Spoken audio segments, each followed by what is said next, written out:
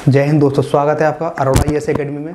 और ये हमारी पॉलिटी की जो सीरीज चल रही थी उसका अगला लेक्चर है मौलिक अधिकार का पार्ट 2।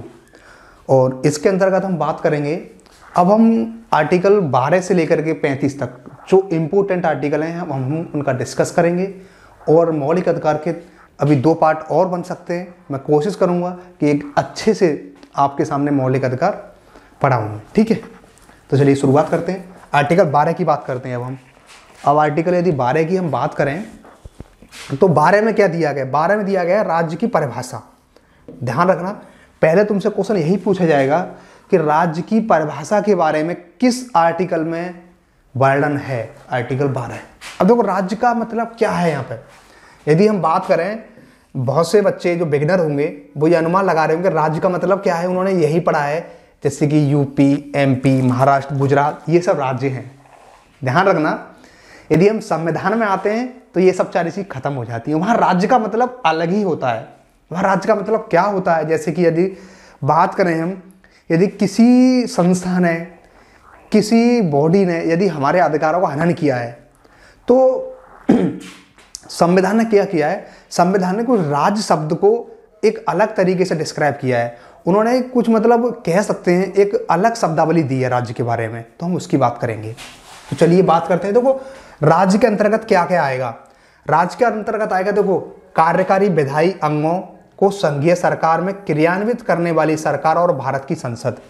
यानी कि ध्यान रखना, जो संसद है और जो विधानमंडल है हम उसे राज्य कहेंगे, ठीक है, पहली बात। उसके बाद है राज्य सरकार के विधायी अंगों को प्रभावित करने वाली सरकार और राज्य विधानमंडल, ठीक है, वही बात। मतलब संसद और राज्य की सरकार अर्थात विधानमंडल राज्य के अंतर्गत आएगी, यानी कि इन्हें हम राज्य कहेंगे।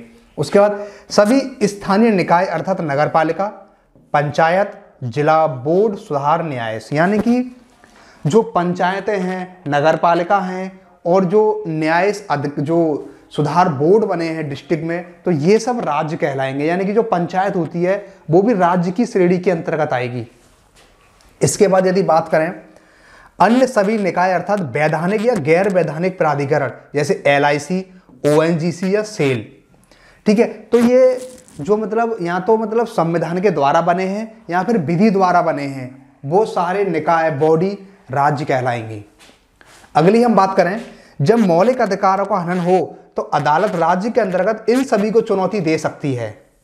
ध्यान रखना, सपोज करो जैसे कि यदि इन सारी बॉडी ने, जैसे कि संसद ने, राज्य विधानमंडल, पंचायती निकाय जैसे कि नगरपालिका, पंचायतें, और जो वैधानिक या गैर वैधानिक ONGC, सेल, भेल, तो ये सब बोर्ड है। यदि इन संस्थाओं ने यदि आपके मौलिक अधिकारों को हनन किया है तो क्या करेगी, इनके आधार पर क्या होगा, कोर्ट, सुप्रीम कोर्ट या हाई कोर्ट क्या करेगी, इनको चुनौती दे सकती है, यानी कि इन पर बाध्यता लगा सकती है और आपके अधिकारों को रक्षा की जाएगी। उच्चतम न्यायालय के अनुसार किसी भी इकाई या एजेंसी को जो बतौर राज्य की संस्था काम कर रही हो वह अनुच्छेद 12 के तहत राज्य के अर्थ में आएगी। अब देखो एक बात और, यानी कि सुप्रीम कोर्ट ने कहा था यदि कोई संस्था ऐसी है जो संविधान के तरीके से तो नहीं दी हुई है लेकिन वो काम किस हिसाब से कर रही है, वो राज्य की जो बनाई हुई संस्था उसके हिसाब से काम कर रही है, यानी कि समाज कल्याण के लिए काम कर रही है, ठीक है, और एक कह सकते हैं मतलब कि लोगों के भलाई के लिए काम कर रही है, तो वो भी राज्य के अंतर्गत ही आएगी, ठीक है। तो इतनी बात ही हमको राज्य में देखनी है, इसके अलावा आपको राज्य में कुछ नहीं पढ़ना है, इतना एनफ है, ठीक है। अब हम अगली बात करें, यदि हम अगली बात करें तो यदि हम अगली बात करें, थोड़ा जूम करो 2 साल का सा ना, ठीक है। Article 13 very very most important किस सेंस में है, देखो आर्टिकल 13 क्या करता है, ध्यान रखना, आर्टिकल 13 बहुत महत्वपूर्ण है। आर्टिकल 13 क्या करता है, हाई कोर्ट और सुप्रीम कोर्ट को शक्तियां देता है। किसकी, यदि संसद ने या राज्य के विधानमंडल ने यदि कोई भी कानून बनाया है, ठीक है, और उन कानून में कमियां हैं, तो उनका न्यायिक पुनरीक्षण करने का जो अधिकार है वो आर्टिकल 13 के अंतर्गत सुप्रीम कोर्ट या हाई कोर्ट प्रयोग कर सकती हैं, यानी कि उन कानूनों को खत्म कर सकती हैं। लेकिन कौन कौन से कानून हैं, सॉरी, कौन कौन से कानून हैं हम उनकी बात कर लेते हैं, ठीक है। तो पहला हम बात कर लेते हैं इसमें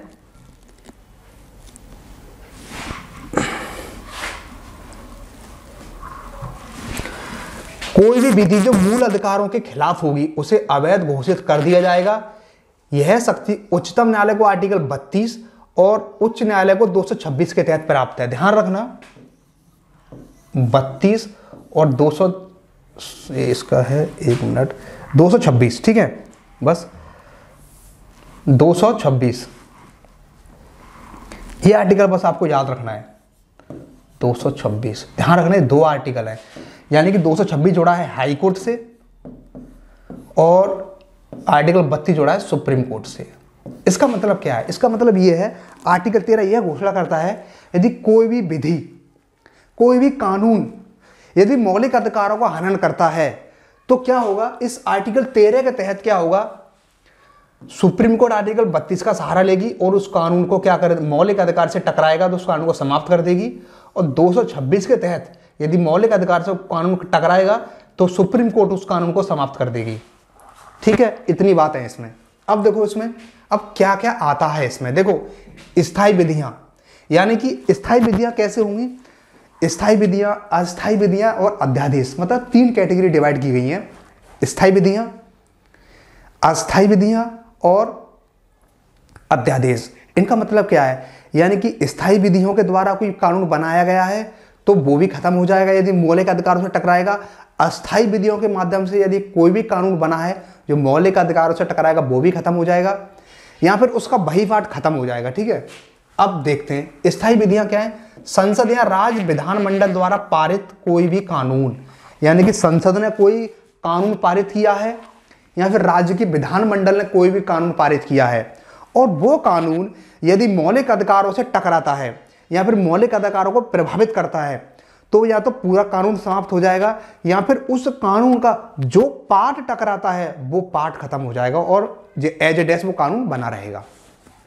उसके बाद स्थायी विधियों के अंतर्गत क्या आता है, राज्यपाल या राष्ट्रपति द्वारा जारी अध्यादेश। आप पढ़ोगे मेरे साथ कि जो अध्यादेश होता है, अध्यादेश की जो शक्ति होती है वो वही शक्ति होती है जो संसद और विधानमंडल द्वारा बनाए गए कानून की होती है। यानी कि राज्य में अध्यादेश जारी करने का अधिकार राज्यपाल को है और संघ में जारी करने का अधिकार राष्ट्रपति को है।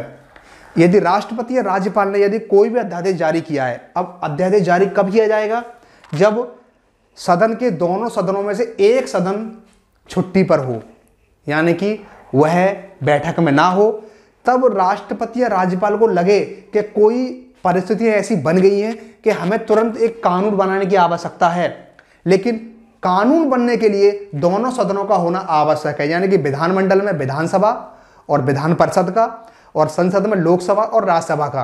तो इसको देखते हुए स्थितियां ऐसी बनी हैं कि कानून जल्दी बनाना है, लेकिन सिचुएशन ऐसी है कि दोनों की बैठक नहीं है, मतलब एक सदन छुट्टी पर है और एक सदन काम कर रहा है।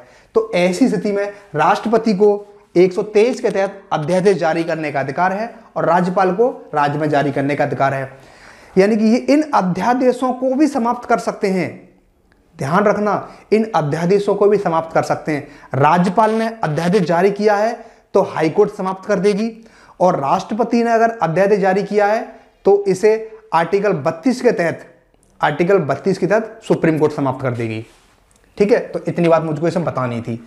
उसके बाद इसमें वही है, नियम, विनिमय, अधिसूचना, आदेश, ये सब सारे समाप्त हो जाएंगे यदि मौलिक अधिकारों से टकराएंगे तब। विधि के गैर विधायी स्रोत, ठीक है, तो ये भी इसी के अंतर्गत आएंगे। और कोई भी विधि, कोई भी परंपरा, कोई भी कानून यदि मौलिक अधिकारों से टकराएगा तो वो उसका समाप्त हो जाएगा। उसके बाद बात करते हैं, यहाँ पर एक छोटी सी बात और है, यानी विधि का बल रखने वाली, ठीक है, विधि का बल रखने वाली रूढ़ी या प्रथा, यानी कि आज़ादी से पहले और आज़ादी के बाद कुछ परंपराएं, कुछ रूढ़ियां ऐसी चली आ रही हैं जिनमें जो विधि यानी कानून के समान बल रखती हैं और वो भी यदि मौलिक अधिकारों से टकराएंगी तो वो भी समाप्त हो जाएंगी। ठीक है, अगर अधिकारों का हनन हो रहा हो तो इन सभी को चुनौती दी जा सकती है। बस आपको इतना याद रखना है। आर्टिकल 13 सुप्रीम कोर्ट और हाई कोर्ट को न्यायिक पुनरीक्षण यानी न्यायिक पुनरावलोकन की शक्ति देता है कि यदि मौलिक अधिकार का कोई भी कानून यहाँ पर एक बात और आती, आच्छादन का सिद्धांत। ठीक है, एक आच्छादन का सिद्धांत आता है, एक पृथक्करण का सिद्धांत है, वो आर्टिकल 13 से ही संबंधित है। लिख लेना आप, आच्छादन का सिद्धांत और पृथक्करण का सिद्धांत। आच्छादन का मतलब क्या है कि यदि मौलिक अधिकारों से यदि कोई भी विधि, कोई भी कानून, कोई भी प्रथा, कोई भी रूढ़ी यदि टकरा रही है तो उसका क्या होगा, छांटन हो जाएगा और वो खत्म हो जाएगी। पृथक्करण का मतलब क्या है कि उसका वही पार्ट अलग हो जाएगा और बाकी कानून बना रहेगा, जिससे मौलिक अधिकारों को कोई प्रभावित ना हो रहा हो। ठीक है, अनुच्छेद 13 कहता है कि संविधान संशोधन कोई विधि नहीं है, इसलिए उसे चुनौती नहीं दी जा सकती। पर केशवानंद भारती मामले में कहा गया अगर मौलिक अधिकारों की हनन हो तो संविधान संशोधन को भी चुनौती दी जा सकती है अगर मौलिक अधिकारों के खिलाफ हो। यानी कि जब मूल संविधान बना था तो उसमें एक बात बोली गई थी, क्योंकि जो संविधान संशोधन है, जब हम संविधान में संशोधन करते हैं, यदि वो संविधान संशोधन यदि मौलिक अधिकारों का हनन करता है तो हम उसको भी चुनौती नहीं दे सकते। लेकिन 1973 में केशवानंद भारती मामला आया और उस मामले में एक बात बोली गई कि जो अगर कोई भी संशोधन यदि मौलिक अधिकार से संबंधित असंगत है, यानी कि उससे मेल नहीं खाता है, या कोई भी अमेंडमेंट उस मौलिक अधिकार को प्रभावित करता है, तो उस मौलिक अधिकार को रक्षा करते हुए, उस मौलिक अधिकार की रक्षा करते हुए उस संविधान संशोधन को भी हम चुनौती दे सकते हैं। ये किस में आया था, केशवानंद भारती मामले में आया था। ठीक है, इतनी बात आपको याद रखनी है, इसके अलावा आपको इसमें कुछ भी याद नहीं रखना है। ठीक है, अब हम बात करते हैं आर्टिकल 14। आर्टिकल 14 किस लिए महत्वपूर्ण है, हम ये बात कर लेते हैं हल्की सी। ठीक है, आर्टिकल 14 जो महत्वपूर्ण है, इसमें क्या है, इसमें एक बात बोली गई है, क्योंकि विधि के समक्ष समानता का अधिकार, विधि के समक्ष समानता का अधिकार है। इसका मतलब क्या है, विधि के समक्ष समानता का अधिकार यह है कि भारत में कोई भी व्यक्ति गरीब है, अमीर है, किसी भी पद पर है, कानून से ऊपर नहीं है, यानी कानून सर्वोच्च है, संविधान सर्वोच्च है, विधि के सामने सभी व्यक्ति समान है। यदि कोई भी व्यक्ति ने यदि कोई भी अपराध किया है तो उसको सजा मिलेगी। ऐसा नहीं होगा कि वो व्यक्ति अमीर है तो वो सजा से बच जाएगा, ऐसा नहीं है। आप वर्तमान में कई सारे केसेस देखते होंगे, जो बहुत बड़े बड़े लोग हैं उन पर भी कानूनी कार्रवाई होती है। वो भी लोग कानून से नहीं बच सकते, चाहे किसी पद पर हो, कितना भी पैसा हो, कुछ भी हो उनके पास। ठीक है, तो ये क्या करता है आर्टिकल 14, आर्टिकल 14 जो सामाजिक न्याय की बात करता है। ठीक है, तो सामाजिक न्याय पर बल देता है कि ऐसा नहीं होगा कि भारत में कुछ भी चल रहा हो। ये क्या करता है, अगर कोई व्यक्ति गलत करेगा तो उसके लिए दंड का प्रारूप, दंड का विधान बना हुआ है। ठीक है, ये आपको नहीं पढ़ना है क्योंकि इसमें इंपॉर्टेंट नहीं है, क्योंकि ये थोड़ा पॉलिटिकल वालों की, जो ऑप्शनल वालों के लिए है। ठीक है, हम बात करते हैं अब अपवाद कौन कौन से हैं। अब बात आती है कि आर्टिकल 14 किन किन व्यक्तियों पर लागू नहीं होता है। अब सोचने वाली बात है, भारत में कुछ ऐसे व्यक्ति तो होंगे जो आर्टिकल 14 का उल्लंघन करते हैं, यानी कि अपवाद हैं। उल्लंघन नहीं बोलेंगे हम, अपवाद बोलेंगे, क्योंकि कुछ भारत में ऐसे पद बनाए गए हैं जिन पर क्या है, ये आर्टिकल 14 लागू नहीं होता। जैसे कि राज्यपाल जी हैं, राष्ट्रपति जी हैं, इन पर क्या होगा, इन पर आर्टिकल 14 लागू नहीं होता। यानी कि इनको यदि स्पेशल पावर दी गई हैं और इन्होंने कोई अपराध कर दिया और ये पद पर हैं, तो इनको क्या है, इनको हम गिरफ्तार नहीं कर सकते। एक समय दिया जाएगा, उस समय के बाद ही इनको गिरफ्तार किया जाएगा।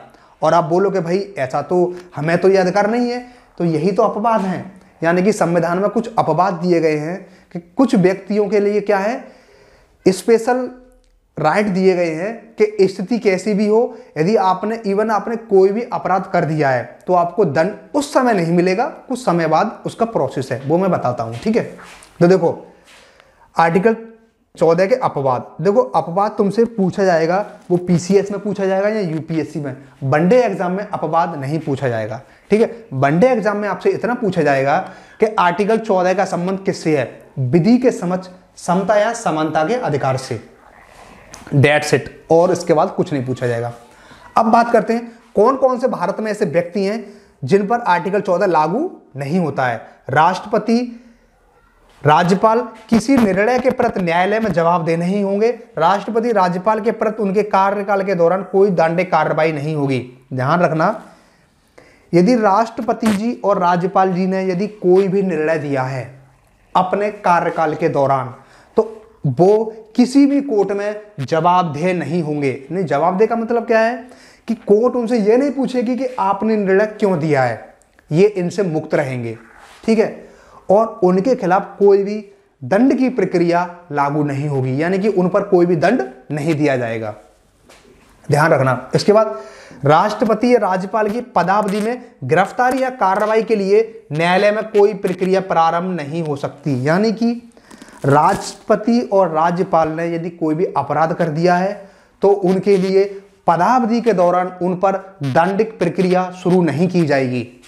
ठीक है, उसके बाद आता है राष्ट्रपति राज्यपाल के लिए दीवानी मुकदमा चलाना है तो उन्हें 2 माह पहले सूचना दी जाएगी।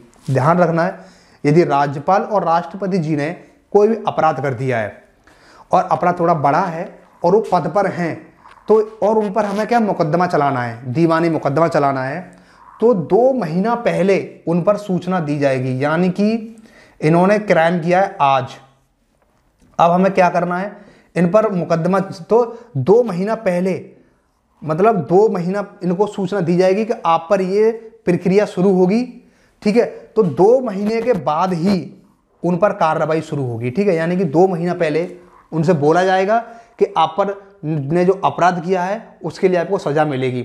लेकिन ऐसा नहीं कि तुरंत सजा मिल जाएगी, ऐसा कुछ नहीं। 2 महीना पहले सूचना देनी पड़ेगी, उसके बाद प्रक्रिया प्रारंभ की जाएगी।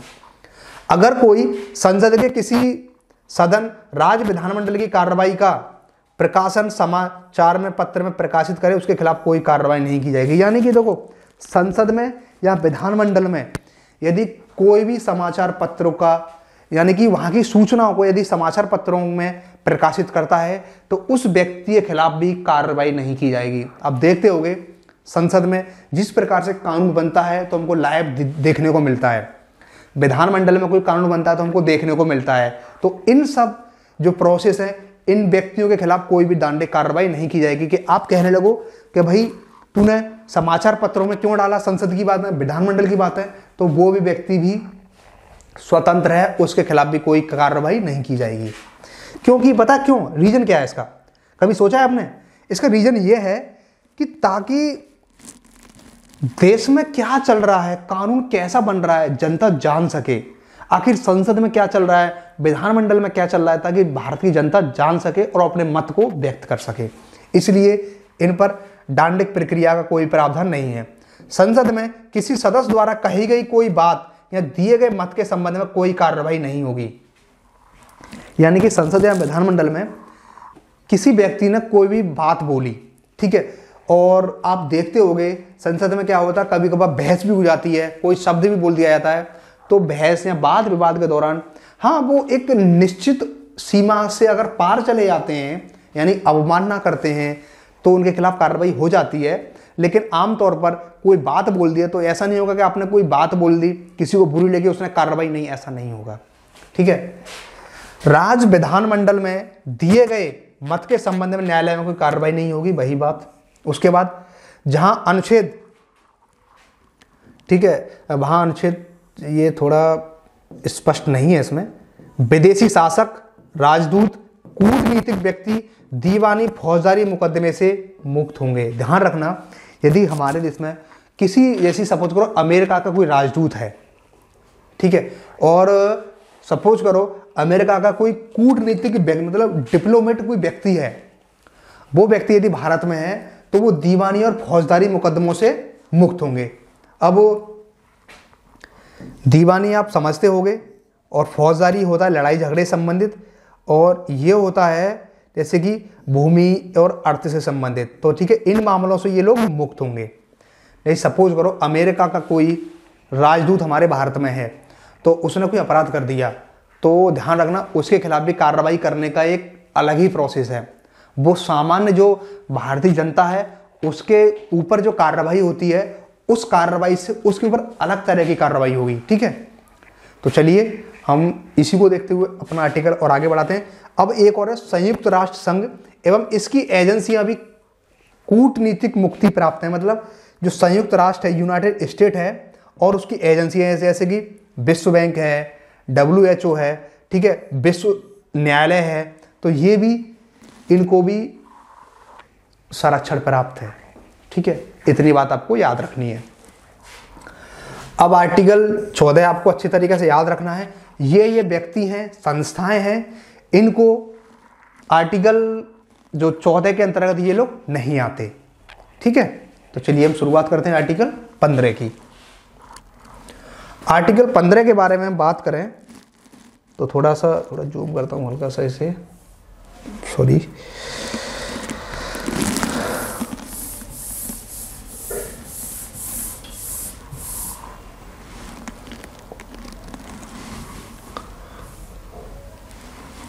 आर्टिकल 15 क्या है?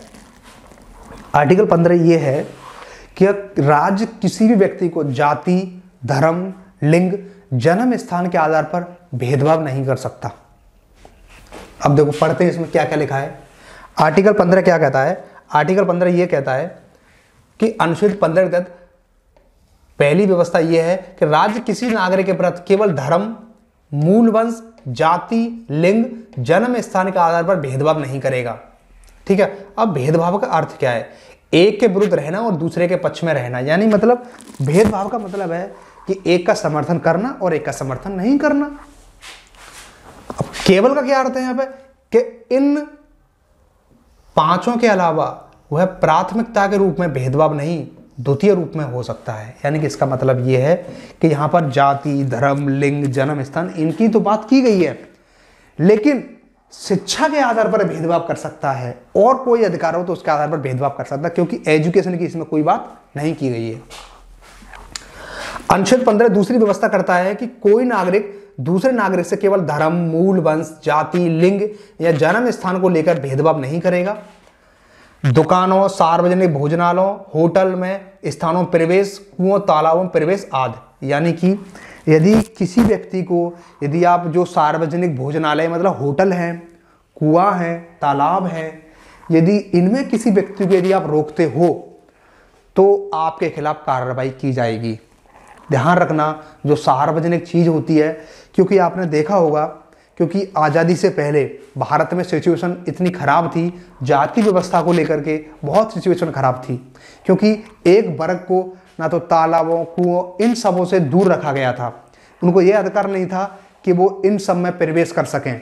तो इन सब को देखते हुए ये आर्टिकल 15 जोड़ा गया है। और आर्टिकल जो 15 मूवी भी आई है उसको देखना, उसमें हमको पता चलेगा कि परिस्थितियां, लेकिन अब सिचुएशन बदल चुकी हैं। अब क्या है? अब हमारा समाज तरक्की कर रहा है, प्रोग्रेस कर रहा है, आगे बढ़ रहा है। ठीक है, अपवाद क्या है? अपवाद ये है, बच्चों और महिलाओं के लिए विशेष व्यवस्था हो सकती है। यानी कि राज्य बच्चों और महिलाओं के लिए कोई विशेष व्यवस्था कर सकती है, और आप ये नहीं कह सकते कि भाई बच्चे और महिलाओं के लिए आप ऐसा क्यों कर रहे हो। ठीक है, उसके बाद राज्य सामाजिक और शैक्षणिक रूप से पिछड़े वर्गों या अनुसूचित जाति एवं जनजाति के विकास के लिए कोई विशेष उपबंध करे। यानी कि जो सामाजिक रूप से और जो शैक्षणिक रूप से, शैक्षणिक मतलब क्या है? मतलब उनकी एजुकेशन स्तर कम है। सामाजिक का मतलब क्या है? उनका जो सोशल स्टेटस है, सामाजिक रूप से वो लोग कमजोर हैं। तो इस आधार पर भी राज्य क्या करेगी? उनके लिए कोई विशेष उपबंध कर सकती है, यानी कि कोई विशेष योजना चला सकती है, या फिर संविधान में कोई और प्रावधान जोड़ सकती है। राज्य सामाजिक एवं शैक्षणिक रूप से पिछड़े लोगों या SC ST के लोगों के उत्थान के लिए शिक्षण संस्थानों प्रवेश के लिए छूट संबंधी नियम बना सकती है। यानी कि ST ST है, ST SC और जो कमजोर वर्ग हैं उसके लिए शिक्षण संस्थानों में प्रवेश के लिए शुल्क में कमी कर सकती है। यानी कि उनका जो एडमिशन होगा उसके फीस में कुछ छूट मिल जाएगी उन्हें। ये अधिकार राज्य को है, और तुम राज्य सरकार पर कोई भी केस या फिर तुम उस पर बाउंडेशन या बाध्यता नहीं लगा सकते। इसके बाद है, इसे 93 संविधान संशोधन 2005 में शामिल किया गया। पिछड़े वर्गों के लिए 27% सीटें आरक्षित की गई इसी उच्चतम न्यायालय द्वारा। ठीक है, इसका मतलब ये है कि जो ओबीसी के लिए जो 27% आरक्षण की बात की गई थी वो इसी माध्यम से की गई थी। जो शिक्षण संस्थान है उनमें भी ओबीसी को 27% सीटें आरक्षित की जाएंगी, लेकिन उसमें क्रीमी लेयर का प्रावधान किया गया है। यानी कि क्रीमी लेयर के प्रावधान के माध्यम से क्या होगा, एक कैटेगरी है यानी कि 6 लाख से ऊपर ठीक है जो व्यक्ति होंगे, ठीक है, तो उनको क्या होगा, उनको रिजर्वेशन नहीं मिलेगा। और 6 लाख से नीचे आएंगे उन व्यक्ति को, ये ओबीसी के अंतर्गत होंगे, तो उनको क्या होगा, उनके लिए इस सुविधा का, इस आरक्षण का लाभ मिलेगा। ठीक है, अब यहां पर क्रीमी लेयर की थोड़ी बात की गई है, तो क्रीमी लेयर के बारे में थोड़ा बात कर लेते हैं हम हल्का सा। क्रीमी लेयर के बारे में थोड़ा बात करें। क्रीमी लेयर क्या है? ठीक है, ऐसे बहुत से ओबीसी जिनका स्तर अच्छा हो चुका है उन्हें आरक्षण ना दें। क्वेश्चन क्यों? क्योंकि इनमें एसटी और एसटी को शामिल नहीं किया। ध्यान रखना, क्रीमी लेयर में एसटी और ओबीसी को शामिल नहीं किया गया, उनको अलग तरीके से रिजर्वेशन का फायदा मिलता है। ठीक है, आंसर, क्योंकि अभी भी उनका उतना विकास नहीं हो पाया है। ध्यान रखना, एसटी और एससी जो है उसके लिए क्रीमी लेयर का प्रावधान क्यों नहीं है। सोचने वाली बात है कि उनको भी एक क्रीमी लेयर का प्रावधान होना चाहिए, लेकिन जो संविधान, जो वर्तमान सरकार है और जो संविधान निर्माता है, उनका ये मत है कि अभी भी उनका क्या है, उनका अभी सामाजिक विकास सही तरीके से नहीं हो पाया है। ठीक है, उसके बाद क्रीमी लेयर में कौन कौन शामिल होंगे, ध्यान रखना, संवैधानिक पद धारण करने वाला व्यक्ति। अब हम बात करते हैं क्रीमी लेयर में कौन कौन व्यक्ति शामिल हैं। ठीक है, तो देखो, संवैधानिक पद धारण करने वाले व्यक्ति, वर्ग ए, वर्ग ए बी या क्लास 2 के अधिकारी जो केंद्रीय संस्थाओं में हैं, बैंक, बीमा कंपनी, विश्वविद्यालय में हैं, सेना में कर्नल या ऊपर के रैंक के अधिकारी, नौसेना, वायुसेना के अर्धसैनिक बलों में हैं, डॉक्टर, इंजीनियर, कलाकार, लेखक, सलाहकार आदि। ठीक है, तो ये सब क्या है, इन लोगों को जो 27% का आरक्षण है वो नहीं मिलेगा। ठीक है, क्योंकि इनका सोशल स्टेटस जो है काफी अच्छा है। अब हम बात करते हैं आर्टिकल 16 की। ठीक है, यदि हम आर्टिकल 16 की बात करें तो आर्टिकल 16 में आपको बस इतना याद रखना है, आर्टिकल 16 का शब्द का मतलब है लोक नियोजन के विषय में अवसर की समानता। डिक्टो आपको यही क्वेश्चन आंसर मिलेगा, क्वेश्चन में यही आएगा कि लोक नियोजन के विषय में अवसर की समानता का संबंध किस आर्टिकल से, आर्टिकल 16। अब देखो, लोक नियोजन के अवसर में, विषय में अवसर की समानता। देखो, लोक का मतलब क्या होता है, लोक नियोजन, नियोजन का मतलब होता है सरकारी पद।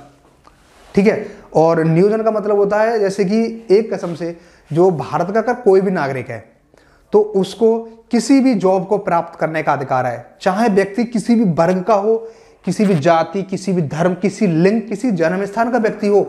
यदि उसके पास योग्यता है तो वो व्यक्ति, सबसे बड़ा पद IAS का होता है, वह कलेक्टर तक बन सकता है।